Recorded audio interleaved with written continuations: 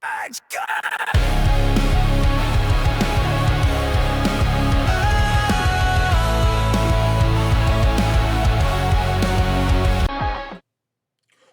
going on, everybody? Welcome to the Rec Nation, guys. It's been far too long, guys. Listen, love you guys. You guys are the best community out here. Just been super busy with work, the 9 to 5, right? 9 to 5. But listen, you guys are not forgotten.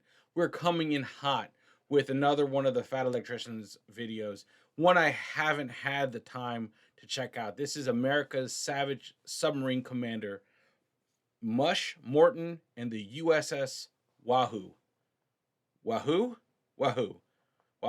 Anyway, listen, it's another one of Nick's stories, unknown to many, but now thankfully brought to the surface, brought to the forefront. So important. So listen, this is a 47-minute video. Before I even start this, guys, make sure you go check this video out. I'm sure you guys have, but make sure you check this out on the Fat Electricians channel. Make sure you check out everything Nick and his friends are up to, not just on the Fat Electrician or the Fat Files, but also what he's doing with Echelon, that energy drink company, Bunker Branding, Pepper Box, all that stuff he's plugged into. I mean, they have, talk about an epic group of friends doing epic stuff. I mean, even Brandon Herrera is throwing his hat into the ring to run for Congress again. That's just epic. Big things happening in that community. Anyway, it's not about all of that. This is about learning something with Nick. I'm pointing this way because my monitor is there, and you'll see the reaction right there. So without any further ado, let me bring it up. Here you go. Oh, and before we start diving in and just checking Nick's video out, these are all the different channels that we have, that I'm on, that have content up there. Okay, just doing a little plug for myself, as well as Arius and the Nation. That one didn't make the lineup because I'm usually doing stuff on that channel anyway. But here we are, guys. Let's just dive into it. Ready? 3, 2, 1, let's go. World War II submarines accounted for approximately 2% of the United States naval fleet. Despite that, they are credited with sinking 50% of all enemies, totaling over 7 million tons. And this is how. Let's go. Today we're talking about Dudley Morton, aka Mushmouth, most commonly referred to as Mush Morton. Ladies and gentlemen, when the Japanese attacked Pearl Harbor, they crippled the United States Navy. The only thing that really escaped unscathed was the American carrier fleet and the American submarine fleet. The carriers avoided destruction because they were conveniently not at Pearl Harbor that day, and the submarine fleet escaped because they were deemed a low priority target. And that is because at this point in time, submarines were deemed almost exclusively a defensive weapon. But as the old adage goes, necessity is the mother of invention. America would forge new battle tactics, and a new breed of hyper-aggressive submarine commander and crew would be born. Incredible legendary warriors like Eugene Lucky Flucky and his crew of the USS Barb, Lawson Red Ramage and the crew of the USS Parch, and Dick O'Kane, the crew of the USS Tang, would all step forward and become heroes. But they were following the footsteps of the prototype, America's first hyper-aggressive submarine skipper, Mush Morton. A man that was originally deemed too timid and I love that. Man, our nicknames, the military's nicknames are just undefeated. Mushmouth. Mush Morton. Like, what? God. Love it. Love that. Conservative to be an effective submarine commander that was given a second shot at command for the sole reason that his commanding officer, and I quote, liked the way he shook hands. Come on, bring it in there. Tuck that. Yeah, I'm in there, dog. I'm in there, dog. You tucking it in there? What you tuck? And with that second chance, he would take a defensive weapon and turn it into one of the greatest offensive weapons in history, changing warfare forever. And we're going to get into it right after a word from our sponsor. I am never going, I say this a lot, but it's true though. I'm never going to skip one of his ads. You know, I'm never going to. So I'm sorry, guys. If you can fast forward the video through it, but you know what? This right here to be sponsored, those are goals. Those are goals. Delete me. Why do you have an ACOG on a lever action?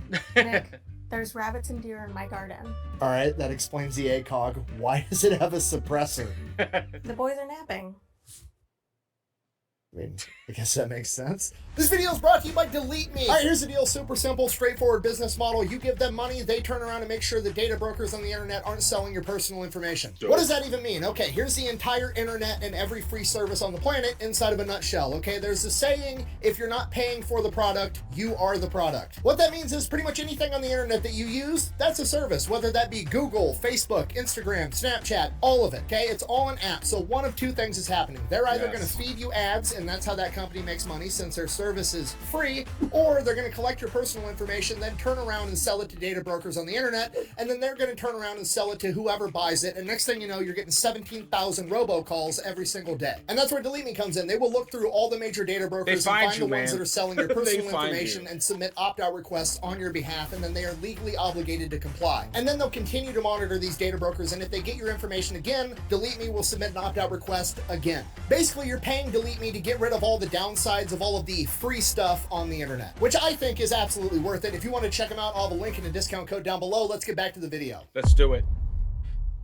Our story begins in 1907 in Kentucky when a young Dudley Morton is born. He also had a brother. His dad worked for the coal company and had to travel a ton for work, and his mother suffered from a chronic illness that had her hospitalized fairly frequently. As Dudley and his brother grew up and became more energetic, more rambunctious, and more rebellious, his mother being sick and his dad being gone for work all the time, they simply could not manage to keep these boys under control, and they were forced to send them off to Florida to live with their wealthy aunt. Looked at my kingdom, I was finally there to sit on my throne as the Prince of Bel-Air. While attending high school in Miami, Dudley was kind of like the archetype of the all-American kid. He was handsome, he was good-looking, he was super popular, he played football, he was a standout wrestler, he was just the guy. After graduating high school, because the wealthy aunt and uncle were connected, they were able to secure Dudley a spot at Annapolis, the United States Naval Academy. While there, his classmates would give him his nickname, Mush Mouth, because they said it always sounded like he was talking with a mouthful of mush, and he had a famous party trick where he could supposedly fit 5 golf balls into his mouth and then recite Shakespeare. Also, while attending Annapolis, he would have his first run-in with what appears to be the main storyline, because as he continued to be a standout wrestler at Annapolis, he actually almost made the 1932 Olympic team, but in the selection finals, he was beat out by a man that he had previously beaten 32 times in a row. The main storyline shall not be interrupted, apparently. From there, he goes on to graduate Annapolis in 1930 at the age of 23 and is commissioned as an ensign. After his commission, he gets stationed over on the West Coast on the USS Saratoga, which is an American aircraft carrier, and while he's on the West Coast, he starts attending all these Hollywood parties, rubbing elbows with all the rich and famous people, has the time of his life. A couple of years after that, in 1932, he gets stationed on a heavy cruiser, the USS Chicago, and then a year and a half after that, in 1933, he volunteers to go to submarine school. While at submarine school, he kind of develops a reputation for not being the guy that does everything by the book. Check this out, man. Like, look, we're taking it back some, but like, look at that, man. Look how, like, man, like you see, like we saw footage of some World War II, like some World War II footage, right? And they had the boats and they had the airplanes flying, right? But this is wild. Where did they go? Are those biplanes? No, they're not. There's just a lot of wings. Biplanes. Yes, Daniel. They were sending biplanes off aircraft carriers. Oh. Oh man. But anyway, I'm just like, look at the limited amount of dock space. And look, there's a plane flying in. I'm pointing. You guys can't even see my arm. But there's right there. There's a airplane flying in to land. It has to be flying. It's not falling off. Damn it. Flying in. Whatever. You know what? Poke fun at me. Tell me that doesn't look like a goddamn biplane. That doesn't look like a biplane. Right there. Right there. That for sure shit looks like a biplane. That looks like a biplane to me, dude. That looks like a biplane to me. So, all right, let's get back into it. Sorry, guys. All the wow, come on. World War II footage that we've seen in the World at War documentary. Like, this is wild to me. Just how packed it really is. How did, anyway, Anyway, let's get back into it. On the West Coast, he starts attending all these Hollywood parties, rubbing elbows with all the rich and famous people, has the time of his life. A couple of years after that, in 1932, he gets stationed on a heavy cruiser, the USS Chicago, and then a year and a half after that, in 1933, he volunteers to go to submarine school. While at submarine school, he kind of develops a reputation for not being the guy that does everything by the book. He doesn't really care for strict regulations, and he doesn't care about the dog and pony show that is the United States military. One day, the cadre at the submarine school decides that they are going to go through and they are going to search the officers' quarters, including Mush Morton's. He's kind of understandably pissed by this. Like, this isn't basic training. He's not some 18-year-old kid trying to hide contraband. He's a 25-year-old man that graduated from the United States Naval Academy. Why are we digging through my room like I'm a child? So he decides, fuck this. I'm going to get me and all my other officer buddies. We're just going to go rent a house in town, and we're just going to have a party house and do whatever the fuck we want all the time, and then we'll show up for school in the morning. His house ends up getting referred to as Stud Manor, and it is known for being a party pretty much 24/7. Despite that, somehow Mush Morton and all of his buddies living in this house had their grades actually start improving, and when he was asked how that was possible, he said it was simple. They had a strict policy. There was no women and no booze from midnight on Wednesday until after exams on Friday, and the rest of the time was just one huge party. My advice to you is to start drinking heavily. You better listen to him, Flounder.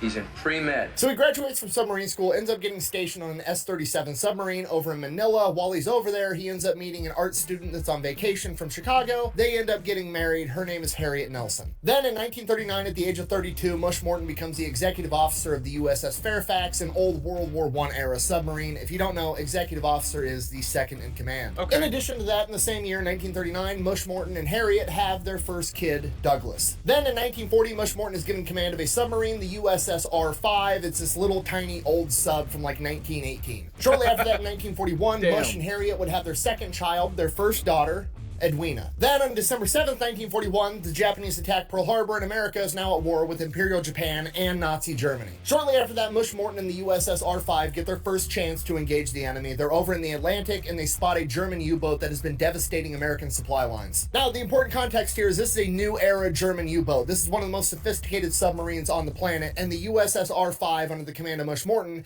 is a tiny, shitty little submarine from 1918 that has almost no combat value, but they're being put into combat anyways, because after the attack on Pearl Harbor, the submarines are all America has. It's not the size, mate.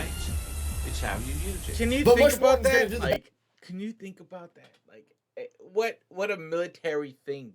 It's like, here's some antiquated ship, and you're going against the new hotness. Man, that's crazy. I mean, you know how, like, you guys have seen that. I don't think we've had them on the channel, but like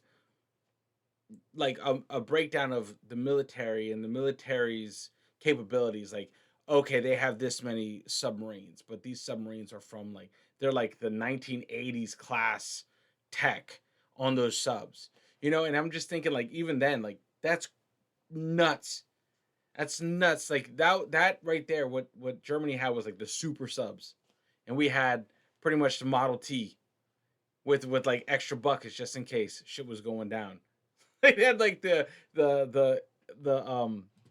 experimental sub against Germany's new hot rod, pretty much.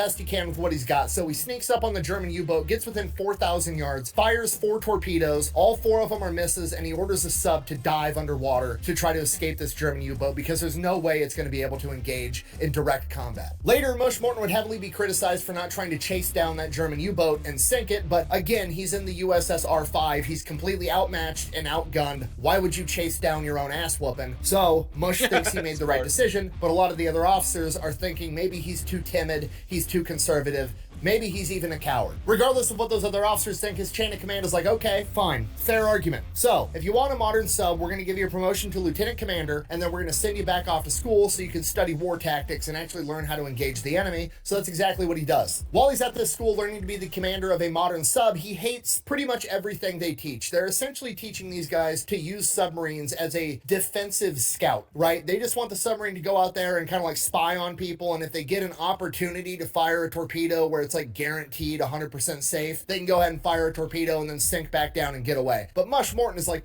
no, let's go take the fight to the enemy. Let's go destroy supply lines. Let's do guerrilla warfare underwater. But he also knows that nobody's going to listen to him because he's, you know, too timid and too cowardly, and that's a crazy idea, and he's throwing the entire doctrine upside down. So he just kind of bites his tongue, goes on, graduates to school. From here, he's hoping to get put in command of a new Gato or Baleo class submarine, which are the best submarines America has at the time. That's not what he gets. He gets put in charge of the USS Dolphin, which is an old rust bucket that's barely seaworthy at this point in time. It's lost its ability to shoot torpedoes. All he has for weapons is a couple of 5-inch guns on the deck, and he's basically just supposed to go out in the ocean and shoot at enemy airplanes. It's essentially a waste of time that the United States government's trying to use every single tool they have, but Mush Morton is pissed. I'm tired of this, Grandpa. That's too damn bad. This ship is basically a death trap. He knows that, and he tries to tell his chain of command he doesn't want it. And his chain of command gets super pissed at him. His direct commanding officer ends up saying, you know, with your record of cowardice, and now you're saying that this ship isn't good enough for you, I think you're being a coward again. So he fills in the paperwork to have him yanked out of submarines entirely and tries to have him reassigned to a surface ship. Obviously, Mush Morton pushes back against this, and it goes all the way up to Admiral Babe Brown, the top dude in charge of him. And he goes in, has a meeting with him, and Babe Brown decides to give him a second chance at being a submarine officer. He's not going to be a commander right away, but he's going to continue being an officer on submarines. And his reasoning was, and I quote, "I liked the way he shook hands." Love that. Slap hands. That's Maintain a nice firm grip on the hips. And pose. This is funny. But you know, weirder things happen. It's the military. It's like it's weirder shit has happened. Weirder opportunities have elevated careers and paths in the military. Yeah, I like the way you shake your hand, like shake hands. Like, damn, dude. All right, go get them. You know, it's always something like that. These guys that Nick has on his channel, like, it's always something, right? It's never like the normal, like, hey man, here's Jim. Granted, it's not a very exciting story. Like, here's Jim. He did his thing. He racked up a bunch of stuff, and he went back to his average. Like, it's never that. It's always like crazy shit. Where does he find this stuff, man? He does his research, man. I'll give him that, man. Nick, man, one of the best storytellers on YouTube, period. Just a nice feeling between you and your teammate. And with that handshake, Mush Morton is assigned to a new Gato-class submarine, the USS Wahoo. Wahoo. So he reports to his new ship. The USS Wahoo is under the command of Commander Kennedy and the executive officer, Dick O'Kane. Mush and O'Kane immediately hit it off and become friends, and it doesn't take long for Mush to realize that not many of the other officers really care for Commander Kennedy. The guy had previously been a commander of a surface ship, didn't know a whole lot about submarines, whereas Dick O'Kane had been in submarines for years and years and years, and Commander Kennedy refused to listen to anything he had to say. Commander Kennedy was overly cautious to the point that he was just doing dumb shit aboard the USS Wahoo that made life miserable for the entire crew. Okay, I need you to understand this is a diesel-powered submarine. Okay, so it's got diesel generators. Those diesel generators charge a bunch of battery banks, and batteries require water. So having a lot of fresh water on a submarine was always a huge issue until this new Gato class, because the commander Ching Lee was placed in charge of getting shit done for the United States Navy, found out that they had developed these new distillers and had these distillers put in all the new Gato class submarines so they could make as much fresh water as they needed. Okay, this was huge. This meant that the Gato class submarines were always going to have fresh water for the batteries, and on top of that, they were going to be able to make more, so the crew would actually be able to have showers and wash laundry and do all the shit that would make life not as miserable while you're sitting under the water inside of a metal tin can with a bunch of other dudes sweating your ass off. Commander Kennedy, though, is like, well, those distillers use power and power uses fuel, so I don't really trust it. We're just not going to use the distillers, meaning we're not going to do laundry and we're not going to have fucking showers on this ship, even though the government just spent presumably millions of dollars getting us those capabilities to make life not as shitty aboard the ship. But Commander Kennedy's just like, nah, I don't trust it. The only fresh water we're gonna have to do that shit with is we're gonna take fucking buckets and stick them under the air conditioner condensers and catch all the dripping condensation, and that's gonna be the fresh water that we're gonna use. What? So the whole crew is obviously just pissed. It'd be like if your dad bought you a new car and then your mom told you to walk to school anyways. It's complete bullshit. On top of that, Dick O'Kane and all the other high-ranking officers can't stand the guy because he doesn't trust them at all. He literally Wow. has his bed put up on the bridge so he's always there, and he makes it his policy that there has to be 2 officers on the bridge running the ship at all times, which runs all those officers absolutely ragged. Dick O'Kane and all the other officers are getting 4 hours of sleep a night, and that's if they don't run into any enemies. It's just a complete nightmare. Regardless, they set sail. They get sent out to the Buka Strait, which is where a bunch of Japanese supply lines are going through, and they're supposed to disrupt the enemy. So they're on the Buka Strait near Bougainville, and they've been out there. They're just looking for Japanese ships. Everything's kind of going according to plan, and finally, Mush Morton's had enough of this no taking showers bullshit. He sends the order to some of the guys, fire up the distillers. I'm gonna take a fucking shower. So he goes, he grabs his bright ass red bathrobe and starts making his way towards the showers. Right as that happens, the alarm goes off. The USS Wahoo has spotted a Japanese convoy. So Mush Morton runs up to the deck. He's in his red bathrobe as shit's about to hit the fan. So he gets up to the bridge. Dick O'Kane and Commander Kennedy are up there as well. There's a rainstorm going on. There's lightning. You can't really see shit. The waters are rough, but there's an enemy convoy like 4,000 yards away, and they are in perfect position to set up an attack and potentially sink all 3 ships. Dick O'Kane wants to approach on the surface, being disguised by heavy rainfall and rough seas, and they have the right angle, but Commander Kennedy, wanting to be ultra conservative, is like, no, we're gonna dive now, and then we're gonna track him down using sonar, even though that there's, you know, rough seas and lightning and a bunch of other shit going on. That's just what he wants to do, and he's in charge, so that's what they do. The ship dives down, and within a matter of minutes, they've completely lost the Japanese convoy. And now, Dick O'Kane is fucking pissed. He's been in submarines forever. He knows how to set up these attacks. His commander does not know as much about submarines as him, and he absolutely refuses to listen. So he kind of goes, he confides in Mush Morton, and Mush Morton is like, dude, look, I completely agree. We need to take the fight to the enemy, get in their face, and basically do guerrilla warfare on the water. But in defense of Commander Kennedy, it's kind of sort of not really his fault, because this is exactly what they teach these guys in this submarine warfare school that I just got back from. They want them to be ultra conservative and do everything 100% safe. From this point, Dick O'Kane and Mush Morton kind of come to an agreement that they're going to document everything and try to get Commander Kennedy kicked off this ship so they can get... Oh, man. But I mean, okay, let's just go back a little bit, right? Not trusting the distillers sounds stupid, right? But it's like when there's stuff that's expedited and put in, right? You're just like, do I trust it? Do I trust the military's expedition, right, of this process of putting it on my ship? You know, I don't fall from too much for that. I'd be like, all right, I bet it's kind of crazy. But if it's like proven to work, fuck yeah. I don't know a lot about subs. I am not a Navy guy. I'm an Army guy. Not a Navy guy. Army guy. And then the training thing, right? It's like, look what it regurgitated.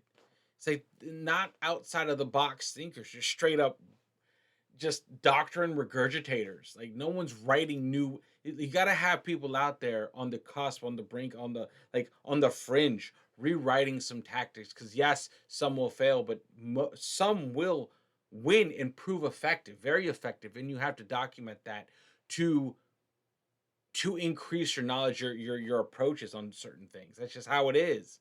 It's just how it is. Anyway, sorry. It's hard not to get on your soapboxes sometimes, you know, especially when it comes to like naval stories. I try to just shut up, and I'm like in class, I'm learning.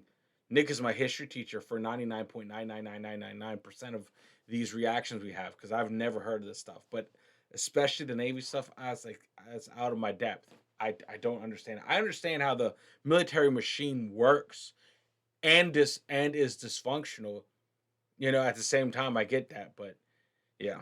The new commander that'll actually listen and actually get them in the fight. Like a week later, December 7th, 1942, they come up on another Japanese convoy, and again, Commander Kennedy kind of gets panicked, doesn't want to approach on the surface, orders the ship to dive. They lose the target again. The next morning, they spot another convoy, 3 Japanese ships. Again, Kennedy gives the command to dive and goes underwater, but they're still gonna launch torpedoes at this convoy from underwater. Maybe it'll work out. But the problem is, Commander Kennedy doesn't trust any of his other officers, even though they're more experienced than him. So he's trying to man the periscope, man the sonar, oversee all the targeting data, and be a one-man show. He just refuses to delegate and trusts the dudes around him. So they've got the enemy in their crosshairs, essentially, and everybody's just kind of standing on the deck watching Commander Kennedy run around like a chicken with his head cut off, trying to do everything by himself, and they're like, he's gonna fuck it up again. He's gonna miss it. We're never gonna do anything in this war. We're just gonna sit here and watch this guy fuck up everything the entire time. But Commander Kennedy actually kind of pulls it off. He gets the targeting data on one of the freighters, fires 4 torpedoes, 3 of them hit the freighter, huge explosion, sets the whole thing on fire. At this point, everybody on the deck is shocked, like, holy shit, we actually fucking did something. At this point, Dick O'Kane is like, okay,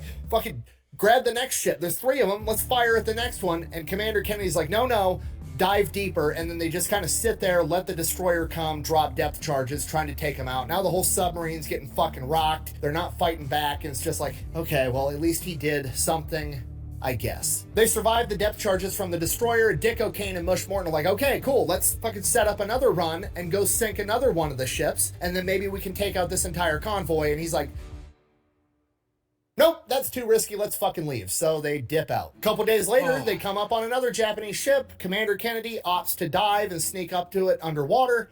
Whatever, I guess. So they sneak up on this ship, they get right on top of it, they're ready to fire torpedoes and sink this fucking thing, and Commander Kennedy's like, nope, we're not going to fire torpedoes. Everybody's completely shocked, like it's just in the crosshairs. All he has to do is say fire, torpedoes away, and they're going to sink this fucking ship. And he's like, no, technically we're in another submarine's AO, so I don't want to, like, take one of their kills, which is completely fucking ridiculous. Oh my God. We won't tell anybody.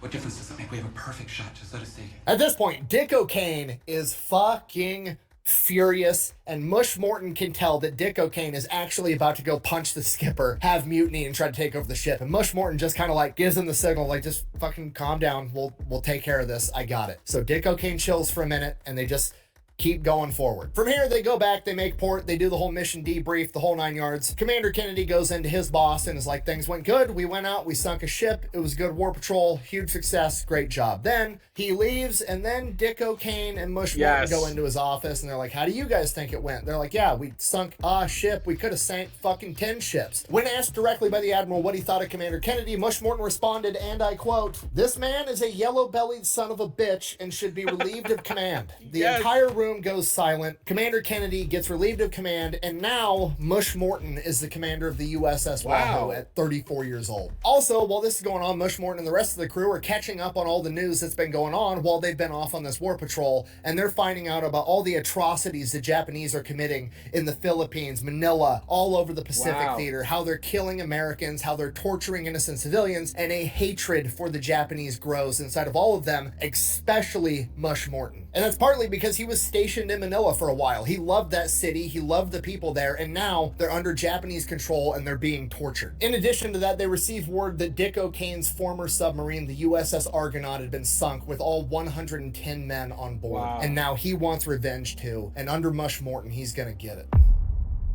Hell yeah. So Mush Morton immediately gets to work getting his crew and the submarine ready for battle. He goes in, has the commander's bed taken off the deck, clears up way more room on deck for everything else that actually needs to fucking be there. He takes the captain's mast book, that little book that the previous Commander Kennedy was writing down every little transgression a sailor did so he could punish them later and didn't forget, throws that shit in the trash, has pin-up posters of hot women put all over the submarine, and has a placard put inside of each bay that says, shoot the sons of bitches. He tells his entire crew, you're not calling me Commander Morton, you're calling me Mush or Dudley. We're leaving rank at the dock. As they're getting ready to set sail, Mush addresses the entire crew. He gives a speech and he basically tells them, look, every trail of smoke, every hit on the sonar, we are going to investigate, and if it is a Japanese ship, we are going to engage and destroy them. This is going to be like no other submarine run that has ever been done, and it's going to be dangerous, and for that reason, I do not want to take anybody that's not a volunteer with me. I've given the yeoman authorization to have you move to a different ship if you want. You have 30 minutes to go report to him. I will have you transferred off my vessel. Nobody's going to judge you for it, but this is your time to get off my ship if you're not a volunteer. I love that, dude. Like, it's crazy what can be accomplished once you move the bullshittery of rank out of the way. When we're just people, we're just a fucking team, right? Where I don't have to, like, stand at parade rest when I talk to you and I have to worry about, like, where we're just, hey man, we have a mission. We have a mission. The mission is not, priority is not your like all the pageantry of, I get it, like, but that belongs on land. That belongs like where that belongs, not when we're knee deep in doing shit. And you get so much respect from doing that. Like, hey man, we're in this together. We're fucking in this together. You just call me dude, mush, and I'll call you when we have some fucking ships to sink. I'm there for it. I'm there for it, man. Because it's like, when you sink, I just imagine, like, that's just attaining an objective collectively as a team. Like, you sink a ship, it's like the whole ship is like, fuck yeah, man, we did it. We're making a difference. And I totally forgot, like, that's kind of what it was in these submarines, right? You're so unplugged from literally everything else because of what you're doing. So when you get back on shore, I bet it's like a flood of just, this is what you missed. Holy shit, that must be insane. You know, because I'm assuming, like, they still had communication. I don't know, was it just too new?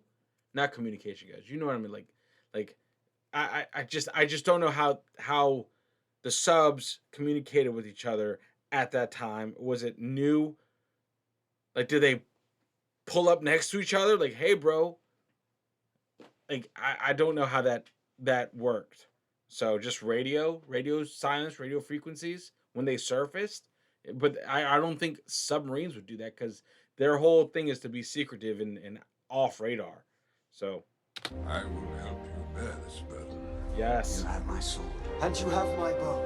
And my axe. Nobody leaves. Everybody's fucking pumped. Hell yeah. It's game time. January 16th, 1943, the USS Wahoo departs from Australia on its third war patrol and the first war patrol under Mush Morton. As soon as they get underway, Mush Morton continues to change absolutely everything. He does something that is unprecedented. He informs Dick O'Kane, his XO, that he is going to be the one manning the periscope. Okay, that doesn't seem like a big deal. It's a huge deal. Nobody fucking does that. The periscope belongs to the captain of the ship. Okay, nobody touches it except for him. He's the guy looking through the periscope. He's the guy making the decisions. But Mush Morton has a different idea. He wants to be the one sitting back, taking in all of the information. He wants somebody manning the periscope, reporting back to him. He wants the sonar guys reporting back to him. He wants the targeting guys reporting back to him, getting all the information and making the decision. He is essentially going to be the computer, not the sensing objects. This is what is going to allow Mush Morton to focus on the overall big picture of the complete battlefield and not get tunnel vision inside the tiny viewpoint of the periscope. And again, it still kind of seems like, okay, that's not that big of a deal, but to all the officers involved, this shows an unprecedented, never before seen amount of trust that Mush Morton is putting in the officers beneath him. And it is a level of the ability to delegate that nobody has ever seen before. Wow. Now, the mission that the USS Wahoo's been sent on is a reconnaissance mission. You got to realize the chain of command probably didn't want to give Mush Morton some big, dangerous mission on his first go. They're going to give him something easy. Go do some recon, you know, establish yourself as a leader, get some experience under your belt, and then we'll send you out to go do some dangerous stuff. But as Mush Morton said, if we see an enemy, we're going to sink an enemy. He's out to set a tone, not to spy on people. So he is sent out to a place called Wewak Harbor off the coast of New Guinea. This area is deep inside of Japanese-held territory. They have airstrips, harbors, supply lines. It is a Japanese hub in the Pacific at this point in time. And because of that, they haven't been able to get a lot of aerial reconnaissance or any reconnaissance at all. So they don't even have a good layout of the geography. And that's what the USS Wahoo is supposed to be doing. On their way there, a member of the crew comes up to, you know, the XO and the commanding officer, Mush Morton, and is like, sir,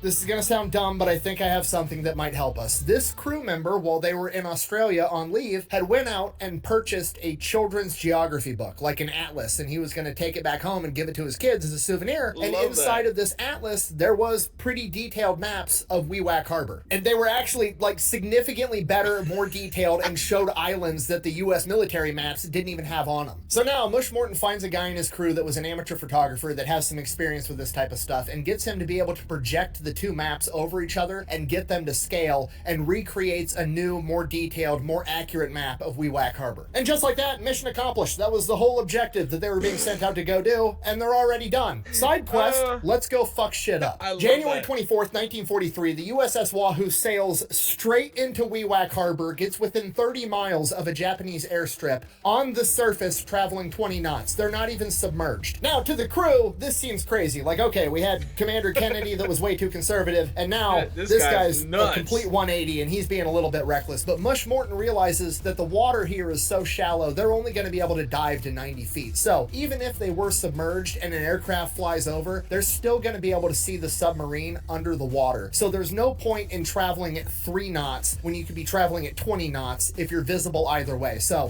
if you can't be sneaky, you might as well be fast. So they're hauling ass on the surface through Wewak Harbor, and they come up on a Japanese destroyer. It's like 4,000 yards away. They look at Commander Mush Morton and is like, "Sir, you want us to shoot some torpedoes at it?" And he's like, "Absolutely, but let's get right on top of it first." They look at him like he's absolutely crazy, and they're like, "What?" They're Japanese. They're never going to expect an American submarine to be inside their own harbor this close to take a shot. To which his crew responds, "Yeah, I wouldn't expect us to do that either." So they sneak up within 1,700 yards, at which point Dick O'Kane is looking at Mush Morton like, "Bro, are we going to fucking take this shot or not?" It's a bullseye at this point. And Mush Morton says his new catchphrase, "Anytime, Dick." They fire 3 torpedoes, 3 hits, break the back of the Japanese destroyer, sink it instant. Mush Morton then immediately orders a dive. They dive down to 90 feet, slip out of enemy-held territory. 12 hours later, they resurface. Morton cracks open the massive store of booze that he had loaded onto the ship, and they have a party. Then 2 days later, on January 26th, they see smoke on the horizon.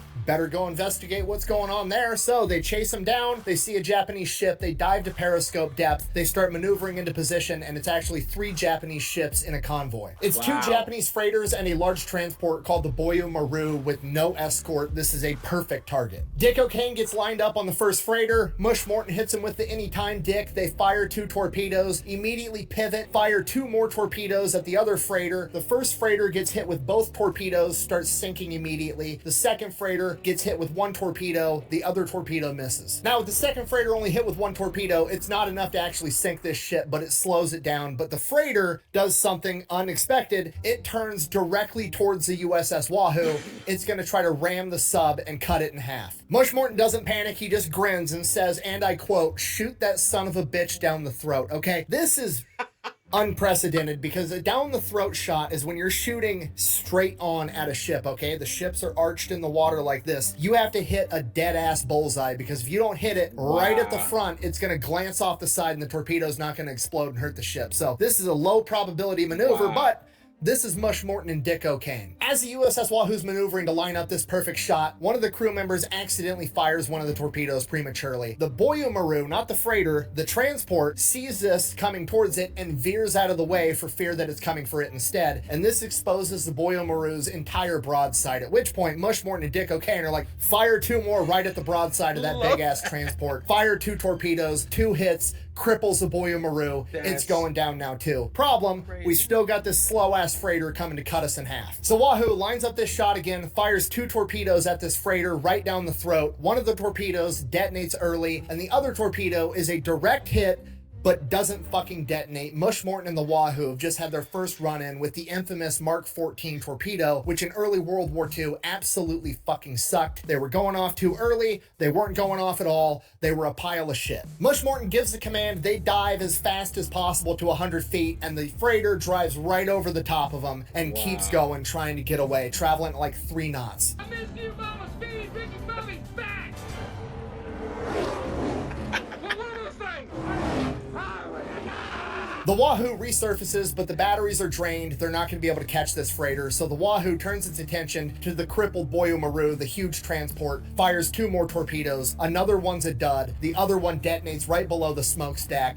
breaking the entire back of the ship. This ship is full of Japanese soldiers, sailors, and Indian POWs, and they all start diving off this ship as it rapidly starts sinking. From here, the USS Wahoo's on the surface. They've got the generators running, trying to recharge the batteries. They're going to chase down this freighter later, and Mush Morton makes the most controversial decision of his entire career. The crew of the Boyo Maru manages to get about 20 life rafts out and floating on the water, and Mush Morton, realizing that his standing orders are unrestricted submarine warfare, makes the decision that he's going to go out and take out all of those life rafts. They are in enemy territory. These guys are going to get picked up by another ship. They're going to get taken into Guadalcanal, and all these Japanese soldiers are going to be used to kill American Marines, and Mush Morton's not about to let that shit happen. So he pulls up next to all these life rafts and has his crew get up on the deck with a bunch of Tommy guns. Now, are you allowed to shoot at the crew of a downed ship? No, you're not. That's a war crime. However, you are allowed to shoot at the life rafts that they're inside of. And that is exactly what the crew of the USS Wahoo does. They open fire on these life rafts, trying to pop them,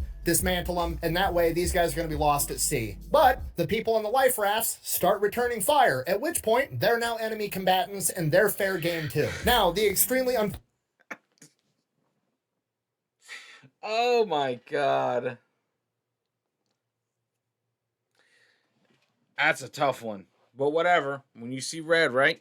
When you see red, shoot the rafts. Oh, but they think we're shooting at them. Oh, do they? But once they shoot at you, you were just shooting at the rafts. Do they know that? Nah. But they shoot at you. Rules of engagement. You return fire, man. Fortunate side of this is that on that ship there were British Indian prisoners of war as well, and they are caught up in the crossfire. Now, we don't know exactly what happened, but we do know in hindsight that the Boyo Maru had about 1,100 men on board, and during the entire engagement, from the torpedoes hitting, the explosions from that, the sinking of the ship, the elements, drowning, and the gunfire, approximately 282 people died, both Japanese soldiers and POWs. Japan would later use this incident as propaganda, as a justification, saying that America was all a bunch of violent war criminals and that we were not abiding by the rules of war. And because of that, a lot of anti-war people would buy into the propaganda and also agree that Mush Morton was in fact a war criminal. Now, was this a war crime by today's standards? Maybe. Was it a war crime by World War II standards? Absolutely not. Not even fucking close. And you know what? Even if it was, guess what else is a war crime? Attacking Pearl Harbor, okay? Don't start none. There won't be none. Talk shit, get hit. Okay? And that absolutely sucks. I'm not trying to sugarcoat it. I'm not trying to be insensitive, but that's just the way the cookie crumbles, okay? In war, sometimes good men have to do bad things to bad men to keep those bad men from doing bad things to good people, and that's just fucking how it goes. War sucks. After the crew of the Wahoos finishes shooting at everybody that was shooting at them and destroying the life rafts, they've got enough energy in the batteries, they start chasing down this last ship. And by the time they catch up to it, another freighter has caught up to it, trying to help this one out, and now they have two targets again. Problem, the USS Wahoo only has 4 torpedoes left, so they line up the shots, they fire 2 at one freighter, 2 at another, end up breaking the backs and sinking both of them. At this point, the USS Wahoo is out of torpedoes. They are out of ammunition, only 23 days into this war patrol, when the average war patrol lasts like 70 days. So they're out here kicking ass. They have no other option but to head back towards Pearl Harbor. On their way there, they run across another Japanese convoy with no escort. What is that?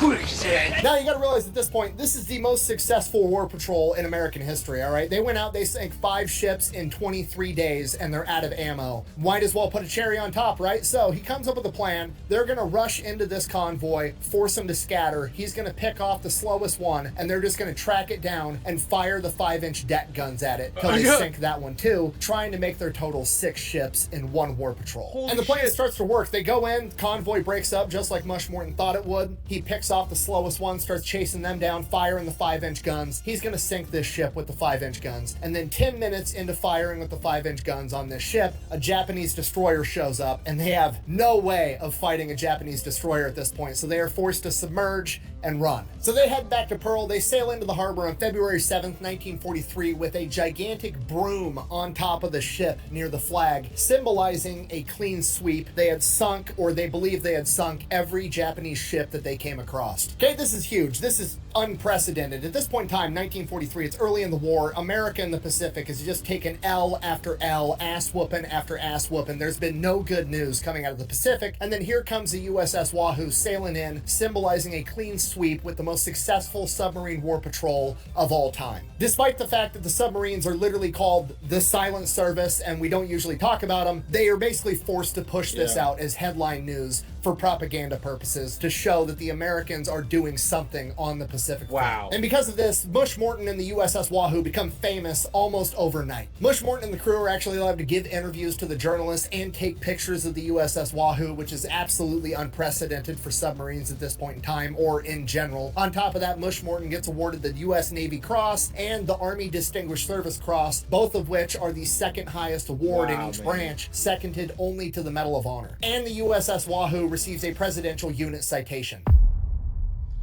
Wow. From here, the crew gets a little bit of R&R. They get the ship refitted, reloaded, and they are back out on the sea on February 23rd, ready to kick ass. And Mush Morton now, he feels vindicated. He knows that his tactics are working. That was the best submarine run they've ever had, and it came from him being hyper-aggressive, so he's going to get even more aggressive. From here, he designates commando squads, basically boarding parties, the dudes that are going to board enemy ships with guns and take shit over if it comes to that, with his tactic of being hyper-aggressive. Now, he never actually gets to use these commando squads, but A, it highlights how aggressive he's willing to be, and B, this also sets the groundwork and the framework for other commanding officers to do the same, like Eugene Lucky Flucky and the crew of the USS Barb, when their commando squad became the only Americans during World War II to set foot on mainland Japan when they placed an IED on train tracks and blew up a fucking train. Not only that, but Mush's mission is to sail into the Yellow Sea. He is going to be the first submarine commander to do this during World War II. The Yellow Sea is exceptionally dangerous because the average depth is only 120 feet, meaning that the submarine is not going to have much luck diving deep trying to avoid depth charges if it comes to that. But it is absolutely full of Japanese ships for that exact reason. So they make their way into the Yellow Sea, and on March 19th, 1943, they detect a freighter, and Mush Morton was given a couple of a new type of torpedo that's not loaded with TNT. It's loaded with something called Torpex that is apparently 50% more effective than TRT, and it's time to try one out. So they chase this freighter down, line up the shot, and Mush Morton orders firing only one torpedo, trying to conserve as much ammo as possible. One torpedo takes off, hits the target, detonates, sinks the ship in a matter of minutes. About an hour later, they pick up another ship on radar. They chase it down, they sneak up on it, they fire two torpedoes, not Torpex, just the regular TNT ones. One hits, detonates, blows a hole in the ship, but not enough to sink it. Second one hits, fucking dud again. These goddamn Mark 14 torpedoes are pissing Mush Morton off. They circle back around, they fire two more torpedoes, another dud, and the other one veers off course. At this point, they spot the USS Wahoo, start firing shells at it. They are forced to submerge and retreat. These torpedoes are becoming the bane of Mush Morton's existence. He just wants shit to work. Later that day, they spot another freighter, sneak up on it, fire three torpedoes, sink that one in a matter of minutes too. Then that night they spot another freighter, and this one is huge. It is 6,500 tons, the Nido Maru. They sneak up on it, fire torpedoes, sink it in 3 minutes flat. Later that night they find another freighter filled with coal for the Japanese war effort, sneak up within 1,000 yards of it, fire a single TNT torpedo,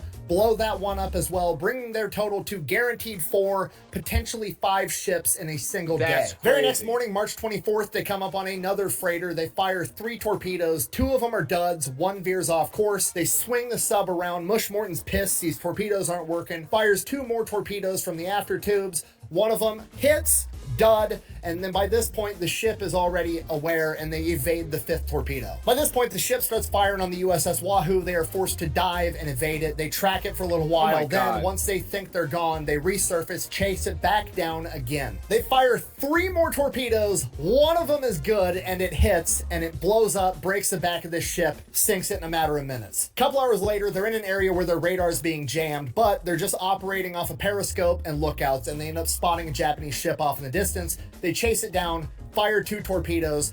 Both of them prematurely detonate. Now at this point, the USS Wahoo only has 2 torpedoes left, at which point Mush Morton doesn't want to waste them if he doesn't have to on this ship, so he kind of looks over at Dick O'Kane on the periscope and is like, hey Dick, did they got any guns on the deck of that ship? And Dick's like, not a single one, at which point Mush Morton's kind of like, Mush Morton orders them to surface the ship. They're gonna sink this motherfucker with the deck guns. They roll up and just start unloading on this ship with the 4-inch guns and the 20mm guns, punching this thing full of holes. It's dead in the water and burning. While this is going on, another Japanese freighter rolls up, and these guys have guns, so they think they're gonna fight back. They start shooting at the USS Wahoo. USS Wahoo starts shooting back with the 5-inch and 20mm guns and wrecks that ship too. Obviously, this is not as effective as a torpedo, but over the course of a couple hours, both of these freighters end up sinking. Next day, they come across this little fishing ship, but this fishing ship has this comically large communications array on it, and they're like, that's a fucking scout. So they go, they engage, they open up on it with the deck guns, and at this point, they're so close, they're hammering this little ship, but this little fucking ship just will not sink. Mush Morton sends up the commando crews, but the ship is too rough for them to actually board it. So these guys run back down into the sub, they go into the galley, they grab a bunch of liquor bottles and make homemade Molotov cocktails and start throwing the Molotovs onto this fishing ship. This little ship was just taking so much fire, Mush Morton eventually decided, like, okay, I've wasted enough ammo on this thing, it's dead in the water, we've destroyed the communication array,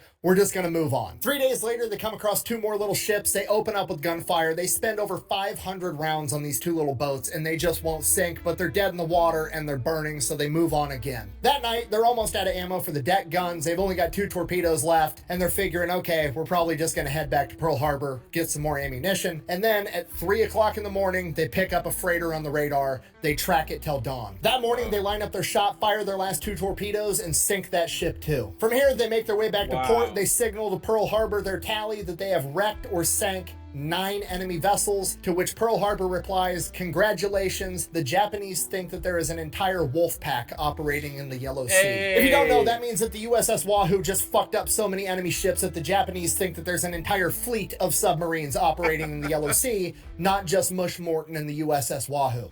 Don't really remember how many. Maybe 1. On their way there, they actually get orders. They're not. I would be fuming. Oh my god. It would be like shooting your weapon and the bullets don't bullet. The torpedoes aren't torpedoing. I like oh man. You literally have one job. Explode. Just explode when I need you to explode. That's it. Like I'm getting out there. I'm positioning the shots. I'm ready. I'm about to dunk it, man. Oh man, that's the military, man. That's the military. That's the military right there in a nutshell, folks. They're going to go to Pearl Harbor. They're just going to go to Midway, pick up more ammunition, and go back on their 5th war patrol. Once they get to Midway, do the full debrief. Morton ends up getting a 2nd Navy Cross for heroism, and Dick O'Kane ends up getting a Silver Star. But then both of them get blindsided by one of their fellow officers, a guy by the name of McMillan. Now, this guy's been in submarines quite a bit longer. He's like 4 years older than Mush Morton. He's 8 years older than Dick O'Kane. And this guy's basically just butthurt that he's not running the show. So he tells Vice Admiral Charles Lockwood, oh, the missions were chaotic and they were poorly planned and things could have went better than they did, to which Mush Morton basically replies, the mission speaks for itself. It's literally the most successful war patrol of any submarine in World War II at this point, and the 2nd most successful war patrol of any war patrol in all of World War II. They were only beaten later on by the USS Tang when it was under the command of Dick O'Kane. So McMillan basically gets told to eat a dick and shut the fuck up. From here, Vice Admiral Charles Lockwood starts referring to Mush Morton as Mush the Magnificent, and then Mush Morton kind of starts pissing off a lot of other officers. One, he's getting a bunch of press coverage. Everybody's getting jealous. The spotlight's on him. The highest guy up in submarines, Lockwood, absolutely loves him. And then on top of it, Mush Morton writes a scathing letter about how ineffective these torpedoes are and how it needs to get fixed. And at this point in time, you got to realize the United States Naval Committee in charge of like the armament of ships basically has come out and said, no, there's nothing wrong with the Mark 14 torpedo. You guys just aren't good at using them, which is complete bullshit. Every submarine commander and any dude that used a torpedo in World War II acknowledges that they're a giant piece of shit. But now that this is coming from Mush Morton, the most successful submarine commander and one of the most famous war heroes of World War II, it starts making a lot of waves and pissing off a lot of high-ranking officers because now they're getting in trouble. Regardless, the Wahoo gets restocked, refitted, and sets off on its next war patrol on April 25th, 1943. This time they're getting sent up to the Aleutian Islands because apparently there's a huge Japanese fleet up there and they want the USS Wahoo to go distress the enemy. I got you. It's better if nobody you don't know anything. What are you talking about? I'll take care of it. So they make their way up there. They identify a Japanese airstrip. Dick O'Kane, going full gung-ho, says we should start shelling this thing with the deck guns. But Mush Morton declines the offer because they're there to sink enemy ships, not announce their presence by firing shells onto an airfield. So they forego that idea. Fast forward to May 4th, they finally come across an enemy ship, and it is an auxiliary seaplane tender with a plane on top of it. Perfectly valid target. So they sneak up on it. Mush Morton gives the order. Anytime Dick fires 3 torpedoes. One of them hits, the other 2 hit, but they're duds. God damn it! The ship's damaged, but not enough to sink it. They start firing rounds in every direction, throwing depth charges everywhere. They don't even know where the Wahoo is, and they start trying to make their getaway. At this point in time, it's broad daylight. If they want to be able to take this thing out, they're going to have to surface and engage it, and it's not worth the risk. This thing's going to be able to fight back too well, and they decide that they're just going to stay submerged and slip away and let this one go. And at this point, Mush Morton, Dick O'Kane, everybody involved is just absolutely furious with these dud torpedoes. So from here, they head south. The weather warms up a little bit, and suddenly there's enemy ships all over the place. From here, they pick 2 freighters that seemingly don't have any sizable escort. They sneak up on them. They realize that the smaller of the 2 freighters is armed, and it is the escort for the other freighter. Despite that, they decide they're going to attack anyways. They open up by firing 6 torpedoes, 3 at each ship. 1 torpedo out of the 6 ends up connecting and actually detonating like it's supposed to, breaks the back of the regular freighter. It starts sinking, and the small escort freighter starts charging the USS Wahoo. Mush orders the emergency dive. They dive down, and the small escort drives right over the top of them, starts dropping depth charges, but they're too deep to actually affect the submarine. They make it out okay. At this point, the crew's starting to get discouraged. Mush Morton's getting pissed. He's got a reputation to uphold.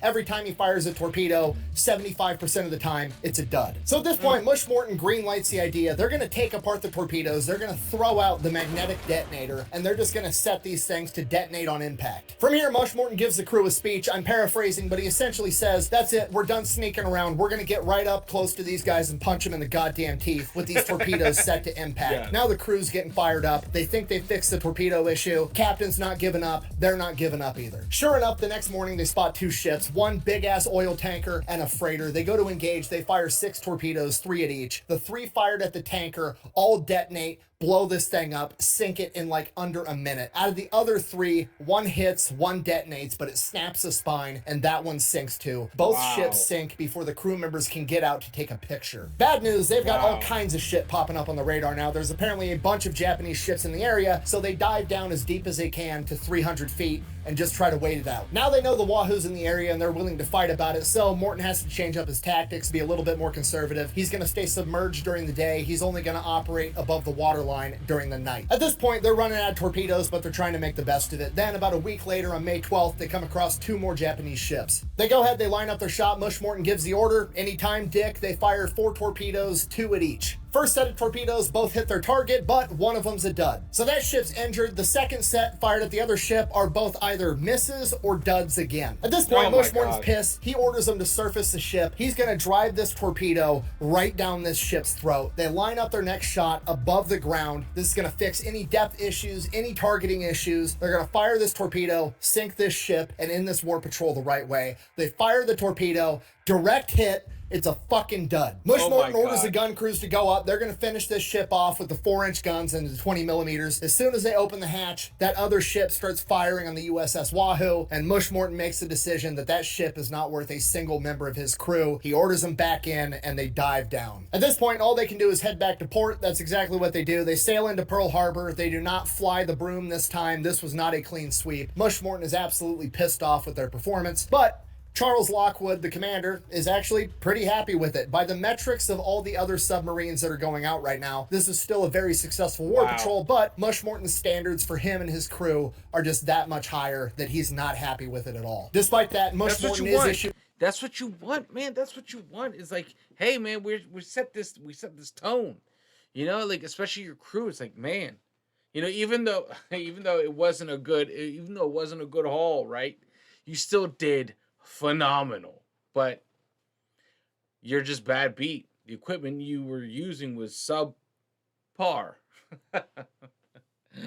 Dad jokes. Another Navy Cross, and Dick O'Kane is given another Silver Star. Dick O'Kane is also promoted, and he is going to go get a submarine of his own, and he is going to be the commander of the new submarine, the USS Tang. So Mush Morton gets his new XO. downfall.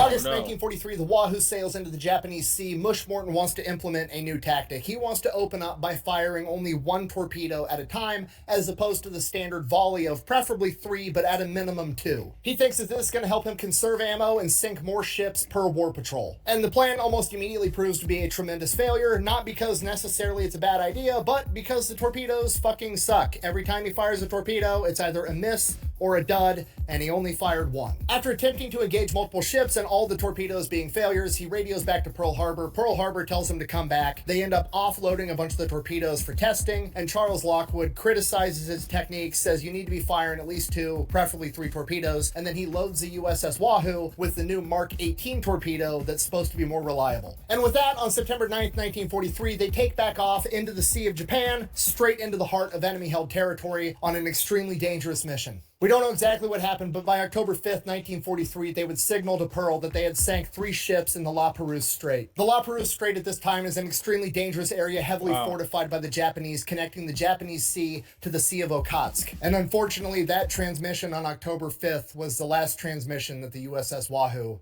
ever sent.